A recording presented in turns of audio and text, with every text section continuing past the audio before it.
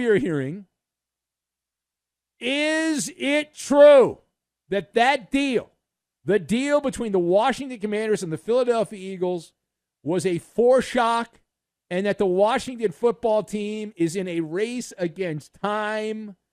They're back in the game to grab 49er wideout Brandon Aiyuk, the disgruntled pass catcher by the Bay.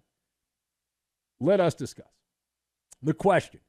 You're going to buy or sell that the Commanders are back as a player for Brandon Aiyuk?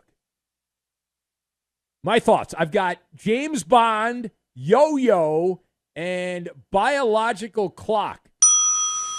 We'll combine all of these things together and try not to make you sick to your stomach. So, A, to answer the question, are you going to buy or sell the Commanders back in? I'm buying it. Okay. Yes, I'm buying it. I'm not just buying it because I'm a talk show host. I'm buying it because there's something here. Reading the room. The Commanders, why are they going to get rid of a first-round wide receiver from a couple years ago and then send him to a division opponent? Now, you could argue, well, they think the guy sucks and all that. Maybe that's true. But they have a young quarterback who needs someone to catch the ball. And if you look at all of the circumstantial evidence here, Brandon Aiyuk and the 49ers at loggerheads, he rejected the mating dance by the Patriots, didn't want to play for the Pats. They're back to be the Patsies. God forbid he goes to the Browns. He wants nothing to do with the state of Ohio. And a week ago, he said, or he didn't say it, but people around the situation said, it was between staying with the 49ers or going to the Berg and hanging out with the Pittsburgh Steelers. Now, neither of those scenarios has happened.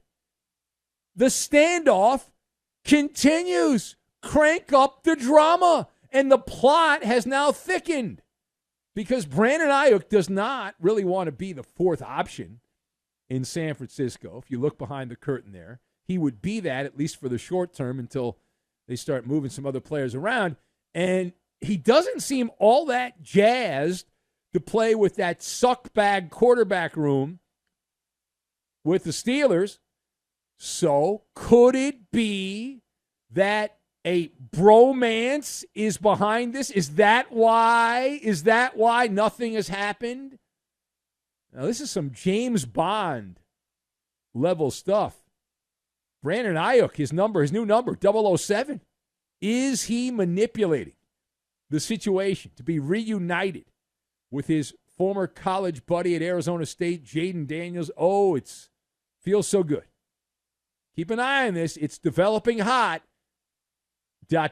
Now, we move on to the exhibition world. We go to Cincinnati, where a practice game between the Horseshoes and the Bengals took place. Bunch of backups. It was a yawn fest, even with the venerable Al Michaels calling the game for Amazon. You know, Al was very happy when the Amazon executive said, hey, you got to go out to Cincinnati and eat some chili and call a Bengal Colt exhibition game.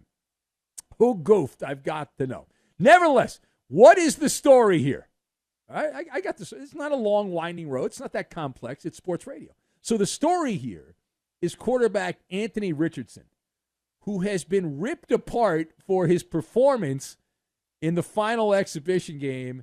And the question has to be asked, is Richardson a problem for the Colts?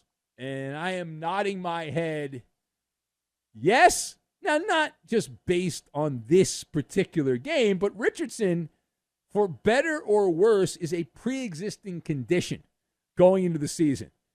That Indianapolis has a fixer-upper at quarterback. That's what they have. And you need not just paint. It's not just a little trim here and paint over there. No, Anthony Richardson is FUBAR in many ways. That is the soft underbelly that is going to shadow box the Colts all year. Richardson is like a carnival act. He's a human yo-yo.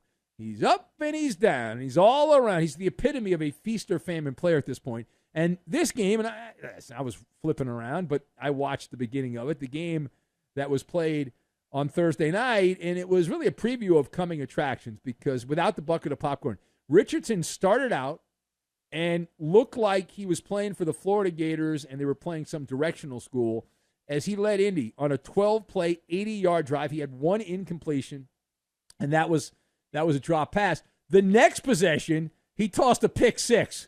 So welcome to the funhouse, not for the squeamish or the faint of heart, watching Anthony Richardson play quarterback for the Colts. It is an issue.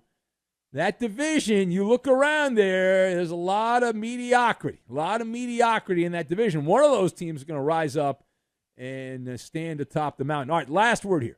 We head to the bayou. And that's where Derek Carr, on the shores of the Mississippi, is attempting to change his sourpuss reputation.